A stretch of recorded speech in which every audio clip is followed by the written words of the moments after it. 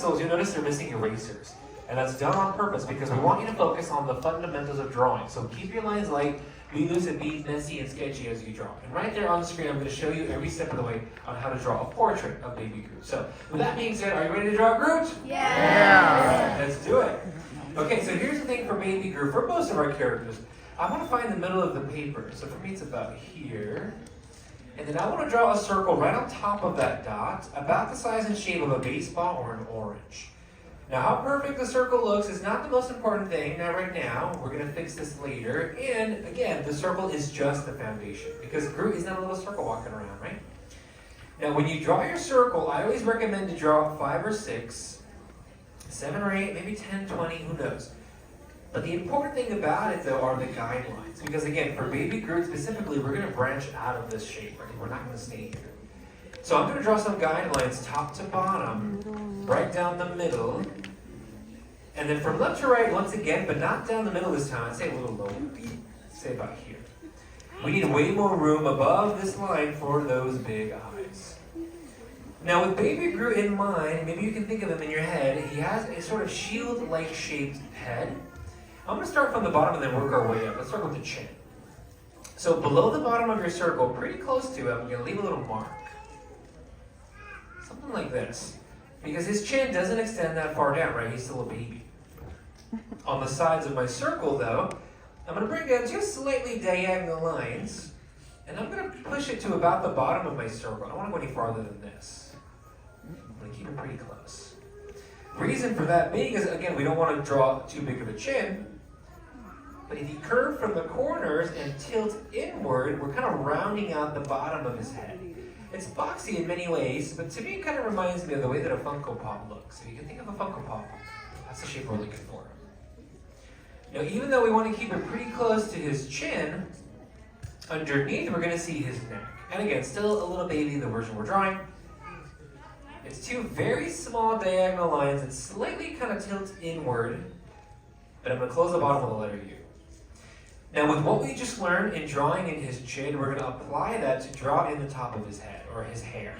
So for us, where we avoided going too big for the chin, we want to go really big for his hair. In fact, from the sides here of his cheeks, I'm going to break up these 2 very tall diagonal lines. Now, yes, go really big with this, but if you go too big, again, you might risk aging him up a little bit. But if that happens, that's okay. I'm going to go pretty high for myself. And then I'm going to avoid the center line because I want our drawing to look very asymmetrical. So I'm going to pull a diagonal line that goes way past the center. But I want to then connect right here on the right side. So it almost looks like this, the top of a barn or a house. Now what makes Groot a very successful drawing for our classes is how detailed we want him to look. So right now he's looking good, right? You can probably tell that this is baby Groot. But I want to add some more features. I want to start by drawing in his smile.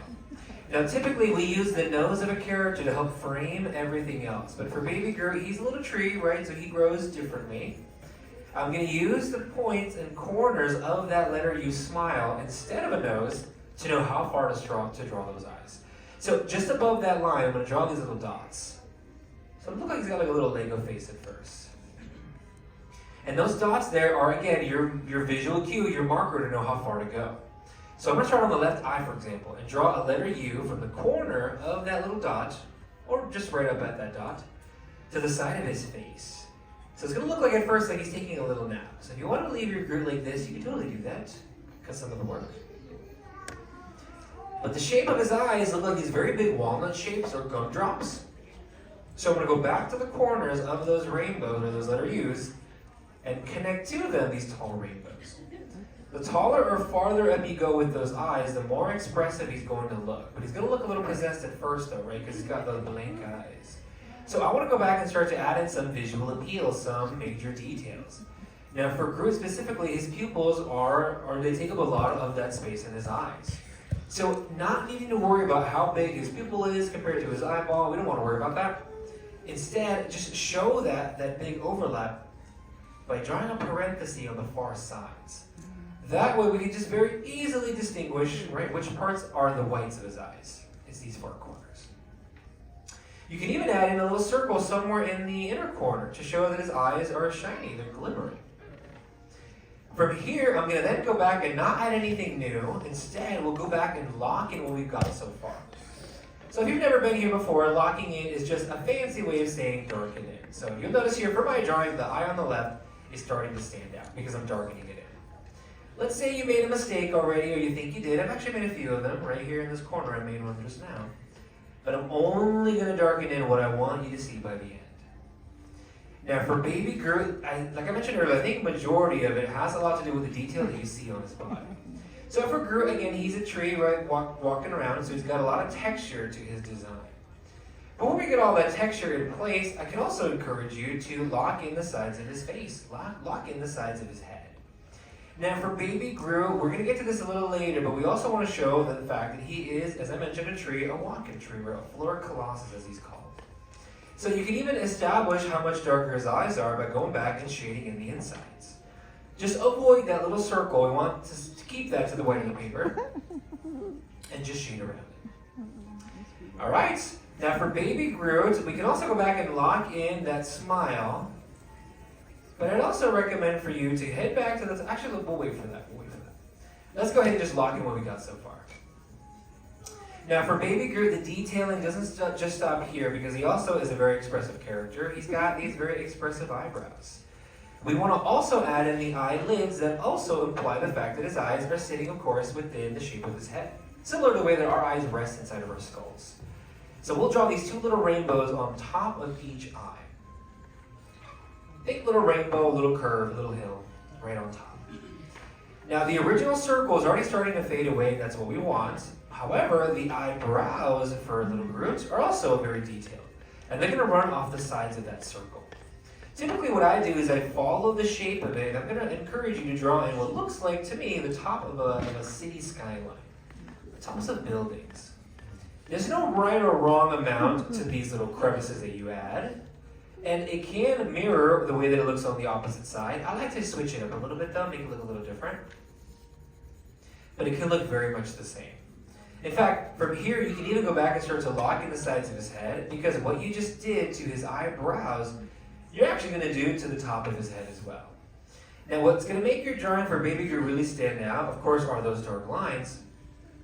But it's going to be all that texture that you add to his hair. So just basically channel whatever you did to draw his brows, do the same thing up here. Now we know that as Groot ages, the top of his head is going to change with it, right? It's similar to the way that we grow when we are younger, right? You can even include the little cracks in his hair, as we'll call it, by just drawing a bunch of these letter V shapes. Now what's really going to elevate your drawing, and that Groot is a 3D animated character, right? He looks three-dimensional. We can even show them in part of our drawing by just drawing in a bunch of these like diagonal lines. That way we're implying that there is more going on in the background than what we can see from our front view. Alright, so we're way past the halfway point, so we'll stop here and give you some time to catch up. But I also want to check in. So far, how are we doing out there? Pretty good, amazing, nice. Well, honestly, the last amount of detail for baby Groot you can apply to every single part of your drawing. And that is to go back now and just draw in all of that texture. There's many ways to do it. There's many opportunities, or rather, I guess tips and tricks you can use. But when you draw this wood grain texture for baby Groot, the more of these lines that you add, the better. And I'm going to start from the chin and then work my way up to the top of his hair. But don't forget to add in the parts below his neck as well. He's also got a lot of wood grain down there too. As far as our drawings for baby Groot go, this is pretty much all that we need for a very basic little portrait of our character.